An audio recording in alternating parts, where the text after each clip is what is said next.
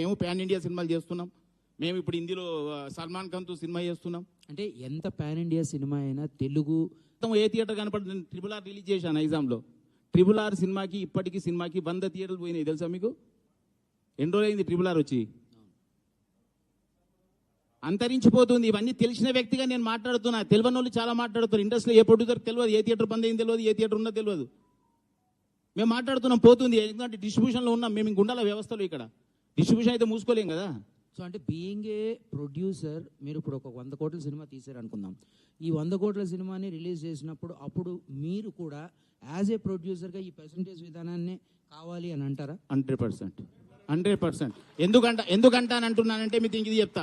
వ్యవస్థ మారాలంటే ఇక్కడికి వెళ్ళి మారాలి, పైనుంచి మారదండి, ఇక్కడ నుంచే మారాలి. పాలిచ్చేవాడు పాలేరయ్యాడు. ఇవాళ వ్యవస్థ ఇక్కడ నుంచి స్టార్ట్ అవుతుంది, రెవెన్యూ ఇక్కడికి వెళ్ళి మొదలవుతుంది, థియేటర్ నుంచి రెవెన్యూ మొదలవుతుంది. కానీ ఇలా ఓటీటీకి పోయిన తర్వాత ఓటీటీ ఇంపార్టెంట్ అయింది, థియేటర్ చిన్న చూపైంది.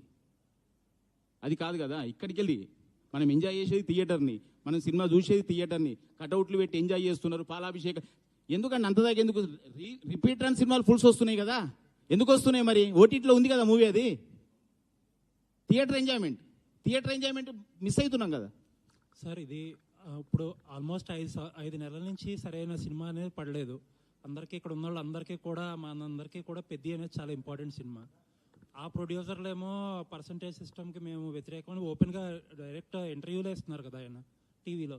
మరి ఏంటి దీనికి సొల్యూషన్ ఏంటి? ఎందుకంటే ఇంకా చాలా దగ్గరకు వచ్చేసింది. అంటే సొల్యూషన్ ఏం లేదండి. యాక్చువల్లీ మేమైతే పర్సంటేజ్ విధానం అని లాస్ట్ మంత్ ఫస్ట్ నుంచే స్టార్ట్ అయినాయి. లాస్ట్ మంత్ నుంచి అయితే కంప్లీట్గా పర్సంటేజ్ సిస్టమ్ తప్ప మేము రెంటల్ బేస్ సినిమా వేయట్లేదు. ఎగ్జిబిటర్స్ అందరు తీర్మానం చేసుకున్నారు. రేపు ప్రొడ్యూసర్లు అదే మంచి మనసుతో అందరు వచ్చేసి పర్సంటేజ్ విధానం మేము ఒప్పుకుంటున్నాం కానివ్వండి అన్నప్పుడు ఇండస్ట్రీ చాలా ముందుకెళ్తుంది. సార్, కౌన్సిల్ మీటింగ్లో ఇద్దరు ప్రొడ్యూసర్లో మీరు ఎవరైతే 22, 23 థియేటర్లు ఎవరైతే ఒక నోటీస్ పంపించారో, మీరు రన్ చేయలేకపోతే మాకు ఇచ్చేయండి థియేటర్స్, మేము రన్ చేసుకుంటామని అన్నట్టు తెలిసింది బయట వార్తలు వచ్చి. ఆ మాట వాళ్ళనంటే వాళ్ళు ఒప్పుకుంటారా? అంటారా అలా?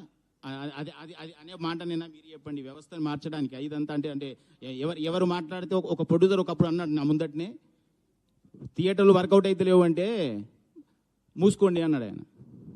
ఆ వ్యక్తి ఇప్పుడు లేడు, ఇండస్ట్రీకి వెళ్ళిపోయాడు, సినిమాలు బంద్ చేశాడు, తీయడం మానేశాడు. అది కాదు కదా. ఇప్పుడు ఒక పని చేస్తున్నప్పుడు ఇప్పుడు మీరు వచ్చి నాకు క్వశ్చన్ వేశారు, మీరు అడగకండి అంటే అది కాదు కదా. మీ పని మీరు చేస్తున్నారు, మా పని మేము చేస్తున్నాం. అందరి పని వ్యవస్థ నడవాలంటే అన్నీ సమవుజ్జిగా నడవాలి. సినిమా అన్నప్పుడు వాళ్ళు ఎందుకోసం తీస్తున్నారు, వీళ్ళు థియేటర్లో ఎందుకు వేస్తున్నారు? అందరూ బిజినెసే. ఇక్కడ మాకు వర్కౌట్ అయితే ఇప్పుడు ఇంకోటి మీరు ఒకటి గుర్తుపెట్టుకోండి. ఒక హీరోకి రెమ్యునరేషన్ అడిగే హక్కు ఉంది. ఒక నిర్మాతకు సినిమాను అమ్ముకునేటప్పుడు ఏ రేట్ అయినా సరే ఈ రేట్ నాది అని చెప్పిన హక్కు ఉంది. ఒక డిస్ట్రిబ్యూటర్కు ఒక థియేటర్లో టర్మ్స్ చేసేటప్పుడు ఈ టర్మ్స్ కావాలి అని అడిగే హక్కు ఉంది. ఎగ్జిబిటర్కి ఏ హక్కులు లేవా చెప్పండి? ఏ హక్కు లేదా? అంటే ఏంటి అసలు? థియేటర్ ఇన్ని కోట్ల థియేటర్ని కట్టుకొని చేసి నాకు ఇది కావాలి అని అడిగితే సమస్యలు ఏంటండి? నాకు కావాలి అన్నప్పుడు ఎందుకు గొడవ? అంటే సార్ మీరు ఒక రిలీజ్ చేసిన ప్రెస్ నోట్లో ఫస్ట్ వీక్ కింద, సెకండ్ వీక్ కింద, థర్డ్ వీక్ కింద అని ఉంది. అంటే ఎయిర్ కూల్డ్ థియేటర్స్ కి అదే పర్సంటేజ్, ఎయిర్ కండిషన్ థియేటర్స్ అన్ని ఎయిర్ కండిషన్లు ఎయిర్ కూల్డ్ అవుతాయి కదండి. ఇచ్చినప్పుడు జరుగుతాయి కదా. ఇప్పుడు అదే చెప్పాను మీకు ఇంతకుముందు. ఇచ్చిన తర్వాత ఏ థియేటర్ అన్నా బాగాలేనప్పుడు నిలదీసే హక్కు మీకు కూడా ఉంది కదా.